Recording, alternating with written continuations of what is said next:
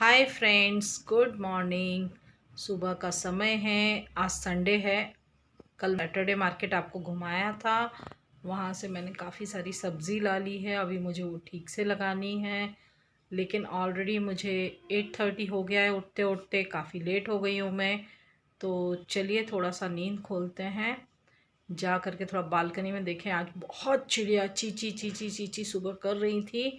मैं उसी समय समझ गई कि मैं लेट हो गई हूँ, तो अब मुझे काम में लगना पड़ेगा। चलिए देखते हैं। बालकनी में जाके काफ़ी धूप आ गई है। यहाँ का मौसम थोड़ा गर्म भी रहता है। भले ही अभी ठंड है, लेकिन इधर तो मौसम काफ़ी गर्म हो जाता है सुबह से ही। देखिए कितनी धूप हो गई है। अभी से ही इतनी तेज़ धूप है तो दोपहर तक पता नहीं क्या होगा। यहाँ का टेम्परेचर काफ़ी अप हो गया है। ये हमारा तुलसी जी का पेड़ है। यहाँ पर मैंने कॉर्नर में रखी हुई है। सामने काफ़ी घर बन रहे हैं। यहाँ पर काफ़ी चिड़िया बैठी रहती हैं। सुबह सुबह बहुत सारी चिड़िया आती हैं, चींची चींची। और आज सुबह से इतनी ज़ोर से आवाज़ आ रही थी। मुझे कहाँ पर भी चिड़िया अभी मुझे कहीं कहीं दिख रही हैं, लेकिन आवाज़ इतनी ज़ोर से कहाँ आ रही है ये मैं देखती हूँ। ये भी यहाँ पर भी बैठी हैं। बहुत सारी चिड़िया एक साथ आई हुई हैं, चींची चींची सुबह से कर रही हैं।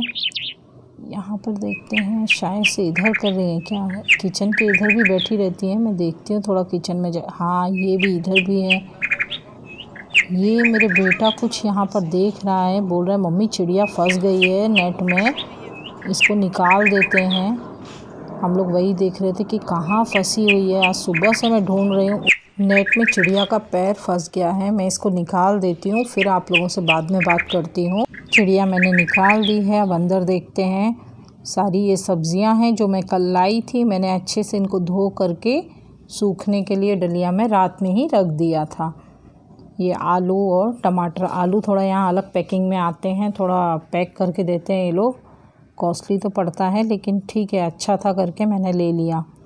यहाँ मैं डलिया में सारा सामान रख के थोड़ा बच्चों से बोल रही थी एक न्यूज़पेपर या कुछ नॉर्मल पेपर दे दो, जिससे मैं ये सब्जियाँ सारी उनको ठीक से रख दूँ।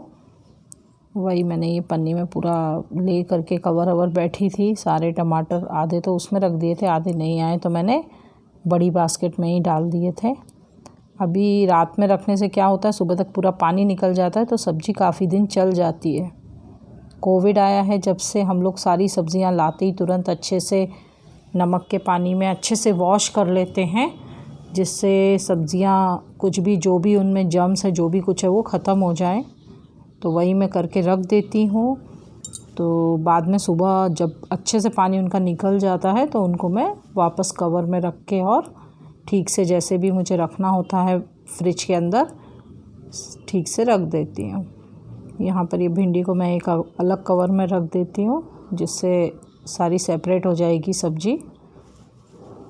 भिंडी तो सबको पसंद होती है, मेरे बेटे को भी बहुत पसंद है तो खा लेता है, इसलिए भिंडी मैं ला ही लेती हूँ ज़्यादातर।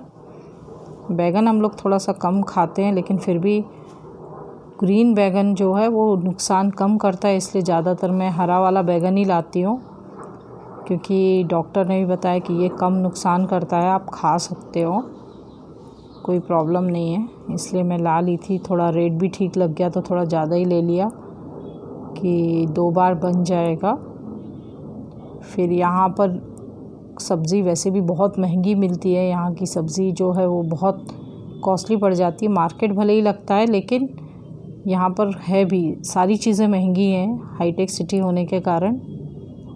फिर भी ठीक है, क्या करेंगे, रहेंगे तो खाना तो पड़ेगा ही। जो भी है सारा मार्केट में अच्छा मिल जाता है, बस ये है फ्रेश। ये बीट रूट है, बीट रूट ले लिया है, हेल्थ के लिए अच्छा होता है। बच्चों को किसी अदर वे में दे दूँगी, ऐसे तो सैलेड जैसा तो वो नहीं खाएंगे। यहाँ पर गाजर भी अच्छा मिल गया था मुझे कल, तो मैंने गाजर भी थोड़ा ज़्यादा सही ले लिया। सैलेड जैसा खाएंगे तो खा लेंगे, नहीं तो फिर उनको कुछ हलवा वगैरह बना दूँगी। और हाँ, एक चीज़ और, यहाँ देसी गाजर सीजन में सिर्फ 1-1.5 महीने के लिए ही मिलता है, बाकी ये ऑरेंज वाला गाजर मिलता है। और ये भी कोई सस्ता नहीं रहता, ये भी काफ़ी महंगा रहता है। तो लेकिन क्या करेंगे, अभी यहाँ जब मिलता ही नहीं है तो क्या करेंगे, सर्दियाँ सर्दियाँ रहती हैं तब तक हम लोग लाल वाला अच्छा गाजर खा लेते हैं जितना खा सकते हैं। हलवा वगैरह उस टाइम ज़्यादातर बना लेते हैं, बाकी साल भर यही गाजर चलता है। ये तो यहाँ 12 महीने मिलता है। फिर हरी मिर्ची का भी रेट अभी काफ़ी अप होके रखा हुआ है, तो मैंने ज़्यादा नहीं ली, सिर्फ 250 ग्राम ली, 1 पाव ही ली है, लेकिन इतनी में मुझे आराम से हो जाएगी। वैसे भी मिर्ची ज़्यादा नहीं खाते हैं, लेकिन हाँ फ्राई वगैरह कर लेते कभी कभी, अच्छी लगती है, हो जाएगी। नहीं होगी, कम पड़ेगी तो और ला लेंगे, लेकिन एक साथ भर के रखने से भी कोई मतलब नहीं है। मैंने एक बार बताया था आपको कि मैं पत्ते की सब्ज़ियां कैसे रखती हूँ। इस बार तो नहीं लाई हूँ ज़्यादा, क्योंकि ऑलरेडी फ्रिज में पहले ही काफ़ी सब्ज़ी थी, फिर ये भी लाने से काफ़ी हो गई। तो पत्ते की जो सब्ज़ियां होती हैं उनको मैं रात में धो करके अच्छे से उनका पानी निकलने देती हूँ। उसके बाद उनको या तो मैं न्यूज़पेपर में लपेट कर रखती हूँ, या फिर नॉर्मल कोई भी पेपर है उसमें लपेट कर रखती हूँ। ये मेरी बेटी पूछ रही थी, मम्मी कवर वाले आलू क्यों लाए हो? मैंने कहा नहीं, अच्छे दिख रहे थे इसलिए मैं लेके आई। उसी को भी रिप्लाई दे रही थी, बोली चलो ठीक है मम्मा, पर वैसे भी अभी अच्छे आ रहे हैं, कोई बात नहीं, कभी कभी ये भी ट्राई करना चाहिए। अभी मैं पेपर ही मांग रही थी, तो इस तरह का भी पेपर यूज़ कर सकते हैं। जो बच्चे लिख लेते हैं ना, वेस्ट हो जाता है, उस पेपर में भी हम रख सकते हैं, क्योंकि न्यूज़पेपर आजकल पेपर कोई लेता नहीं है, तो कहाँ से आएंगे करके मैं इस तरह के पेपर को लपेट करके हरी सब्जियां रखती हूँ। सिर्फ धनिया ही नहीं, पत्ते वाली पालक, मेथी जो भी रहती है वो सब्ज़ी रखती हूँ। ग्रेप्स भी लेके आई थी, मैंने कहा पूरा बहुत ज़्यादा हो जाएगा 1 केजी, अगर बाहर छोड़ दूँगी तो पूरा एक साथ ख़राब होने लगेगा अगर नहीं खाने में आया तो आधा ग्रेप्स तो मैं इसको कवर में करके फ्रिज में डाल दूँगी, और आधा इसी तरह से बास्केट जिसमें मैंने वॉश किया था उसको बाहर डाइनिंग टेबल पर ही रख दूँगी। अब ये इतना ग्रेप्स है, ये देखिए कितना अच्छा ग्रेप्स है। ये पूरा ग्रेप्स काफ़ी ठीक रेट में मिल गया, 1 केजी लिया तो मैंने इसको बाहर ही छोड़ दिया है। ये टमाटर हैं, अच्छे लाल लाल टमाटर मिले हैं। यहाँ तो वैसे भी टमाटर बहुत खाने में आते हैं। ये सारी सब्ज़ी मैंने बास्केट में रख दी है। ये टमाटर मैंने एक अलग बास्केट में रखा हुआ है, इसको ऐसे ही फ्रिज में रखूँगी। और ये हो गए अंगूर, आधे अंगूर इधर रखे हैं मैंने फ्रिज के लिए, आधे ये बाहर रखने के लिए, जिससे मुझे टेंशन नहीं रहेगा, बच्चों को निकाल के देना है। अब ये सारी सब्ज़ी को मैं फ्रिज में अभी सेट कर देती हूँ, उसका बास्केट निकाल लाती हूँ। यहाँ पर ये बास्केट में मैं रख देती हूँ। पुरानी जो सब्ज़ी थी वो मैंने साइड में कर दी है। कल मैंने मटर भी लिया था, लेकिन मटर को मैंने धोने में नहीं किया, उसको एक साइड में रख दिया। कम से कम 12 आवर्स क्वारंटाइन हो जाएगा, उसके बाद मैं उसको छील लूँगी। ये 3-4 गाजर निकाल लिया, अभी सैलेड के काम आ जाएगा दिन में। ये पूरा फ्रिज में सेट कर देते हैं। पुराना भी कई सब्ज़ी है, ये देखिए ये पड़ा हुआ है। ये तो मटर मैं कल ही लाई थी, इसको मैं निकाल लेती हूँ। छील के रखने से क्या है, जगह कम लगती है। ये अदरक, यहाँ पर ये मैंने अदरक रख दिया। अदरक बहुत सारा मेरे हस्बैंड ला दिए थे, बहुत सारा रखा हुआ है। नींबू भी वही लाए थे, तो बहुत सारा नींबू भी रखा था, तो मैंने नींबू भी नहीं लिया। ये प्याज के पत्ते और पत्ता गोभी था। ये ग्रेप्स, ये पूरा सेट कर दिया है। ये पहले की मटर बची हुई थी, मैंने सोचा ये मटर भी और दूसरी ये जो कल लेके आई हूँ, दोनों मटर मैं इनको छील के अभी रख दूँगी। अब चाय के साथ साथ मैंने मटर भी छील ली। बच्चे पूछ रहे थे अभी से क्यों बैठ गए मम्मा छीलने, मैंने कहा अभी फिर लगेगी तो फिर प्रॉब्लम होगा, फिर छीलो उसी टाइम पर। एक बार में छील के रखने से कम टेंशन तो नहीं रहेगी। सुबह का टाइम था तो मैंने कहा इसको यूज़ कर लेती हूँ, क्योंकि मैं थोड़ा चाय तसल्ली से पीती हूँ, तो चाय पीते पीते मटर छील लेती हूँ। आज सुबह सुबह वो चिड़िया को छुड़ाने में बड़ा मुश्किल हो गया, क्योंकि जैसे ही हम उसके पास जा रहे थे वो उड़ रही थी तेज़ी से, आखिर कैसे भी छुड़ा दिया। अब नहा धो के मैं नाश्ता बनाने आ गई किचन में, क्योंकि अभी लेट हो गया। संडे के दिन वैसे भी कुछ स्पेशल चाहिए रहता है, लेकिन आज कुछ भी स्पेशल नहीं किया। लेकिन मेरी बेटी पोहा नहीं खाती है, तो उसके लिए मैंने थोड़ा सा सूजी का बैटर बना के उसमें थोड़ा सा बेसन डाल के, और जो पोहे के लिए मैंने प्याज हरी मिर्च काटी थी उसमें से ही थोड़ा हरी मिर्च प्याज वगैरह डाल करके पेस्ट रेडी करके रख दिया था। तो उसके लिए 2 डोसे सेक देती हूँ सूजी के। और जो मूंगफली मैंने पोहे के लिए भुनी थी उसी की थोड़ी सी चटनी पीस दूँगी छोटे जार में, तो उसका नाश्ता अलग हो जाएगा डोसा। क्योंकि शॉर्ट एंड स्वीट वाला काम करना है, टाइम कम है। तो नहाने धोने में और लेट हो गया, 10:30 हो गया नाश्ता करने में। अब उठे लेट थे तो फिर सब कुछ लेट होना ही था। तो ये मेरी बेटी के लिए मैं डोसा डाल दी हूँ। यहाँ पर ये मूंगफली भून लेती हूँ, क्योंकि थोड़ी सी मूंगफली की चटनी हो जाएगी और थोड़ा सा पोहे में यूज़ कर लूँगी। अब जो पलटा मेरे हाथ में था मैं उसी से निकाल ले रही हूँ, क्योंकि वो भी तेल का ही था।